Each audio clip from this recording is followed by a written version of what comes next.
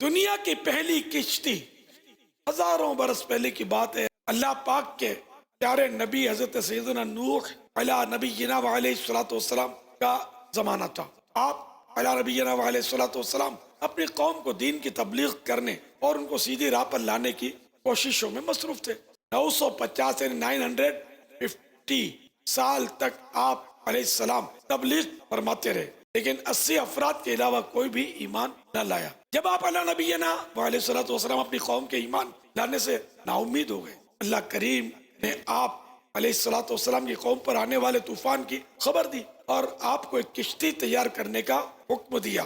ابھی طوفان آنے میں 200 سال باقی تھے اور آپ علیہ نبینا علیہ الصلوۃ والسلام کو کشتی بنانے کے لیے لکڑی کی ضرورت تھی. لہٰذا آپ علیہ الصلوۃ والسلام نے لکڑی حاصل کرنے کی غرض سے ساگوان نامی کچھ درخت لگائے جن کی لکڑی بڑی مضبوط ہوتی. یہ درخت 100 سال میں تیار ہوئے. اس کے بعد آپ علیہ نبینا علیہ الصلوۃ والسلام نے ایمان لانے والوں کے ساتھ مل کر دنیا کی پہلی کشتی بنانے کا کام شروع کر دیا. اس دوران آپ علیہ الصلوۃ والسلام کی قوم کے برے لوگ آپ علیہ نبینا علیہ الصلوۃ والسلام کو طرح طرح سے ستایا کرتے اور دل دکھانے والی باتیں کیا کرتے، لیکن آپ علیہ الصلوۃ والسلام صبر سے کام لیتے رہے اور ان لوگوں کی باتوں پر توجہ دیے بغیر کشتی یعنی شپ کی تیاری میں لگے رہے. اے عاشقان رسول، دنیا کی یہ پہلی کشتی کتنے عرصے میں تیار ہوئی؟ شاید آپ کہیں کہ 1 سال یا پھر 2 سال، لیکن یقین مانیے یہ کشتی کم و بیش 100 سال میں تیار ہوئی. آپ سوچ رہے ہوں گے کہ آخر اتنا عرصہ ایک کشتی بنانے میں کیوں لگا؟ اس کا جواب یہ ہے کہ دنیا کی پہلی کشتی میں کچھ خصوصیات تھی.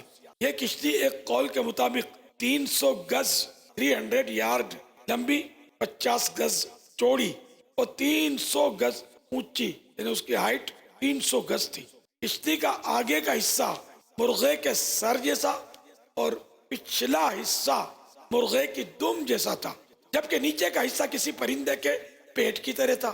کشتی میں 3 دروازے تھے جنہیں کشتی کے ساتھ جوڑنے کے لوہے کی کیلوں کا استعمال کیا گیا تھا. کشتی میں 3 منزلیں بنائی گئی تھی، 3 فلور. سب سے نیچے والی منزل یعنی گراؤنڈ فلور درندوں، پرندوں اور حشرات الارض یعنی زمینی کیڑوں مکوڑوں کے لیے تھا. دوسری منزل یعنی درمیانی منزل بیچ کا فلور تھا، وہ چوپائے یعنی گائے بکروں وغیرہ اور دیگر جانوروں کے لیے، جبکہ سب سے اوپر والی جو منزل تھی وہ انسانوں کے لیے تھی.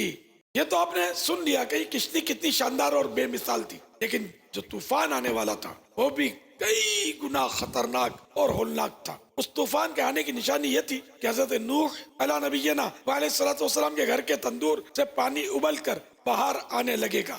لہذا جب ایک دن حضرت سیدنا نوح علیہ نبینا علیہ الصلوۃ والسلام نے تندور کو ابلتے دیکھا تو پرندوں، جانوروں اور مؤمنوں یعنی مسلمانوں اہل ایمان کو کشتی میں سوار ہونے کا حکم فرمایا اور سب کشتی میں سوار ہو گئے. طوفان کی شدت میں اضافہ ہونے لگا. اتنی زوردار بارش ہونے لگی کہ زمین کئی جگہوں سے پھٹ گئی اور اس میں سے بھی پانی نکلنے لگا. 40 دن 40 ڈیز تک یہ بارش ہوتی رہی، یہاں تک کہ 40 گز اونچے پہاڑوں کی چوٹیاں بھی پانی میں ڈوب گئیں. کشتی میں موجود افراد کے علاوہ کوئی زندہ نہ بچا. تقریباً 150 دن 150 ڈیز یہ کشتی سفر کرتی رہی. اس دوران جب یہ کشتی عرب شریف پہنچی تو وہاں اس نے خانہ کعبہ کے گرد 7 چکر بھی لگائے. پھر یہ طوفان رک گیا اور 10 محرم الحرام یعنی عاشورہ کے دن یہ کشتی عراق میں موجود جودی پہاڑ پر پہنچ کر ٹھہر گئی، اسٹاپ ہو گئی. اور پھر سب لوگوں نے شکرانے کے طور پر اس دن کا روزہ بھی رکھا. جو دنیا کی پہلی کشتی کا سفر پورا ہوا. اے عاشقان رسول، اس واقعے سے ہمیں یہ درس ملا کہ نبی کی نافرمانی میں تباہی ہی تباہی ہے اور ان کا حکم ماننے والا کامیاب ہوتا ہے. صلو علی الحبیب صلی اللہ تعالی علی محمد. مدنی چینل دیکھتے رہیے.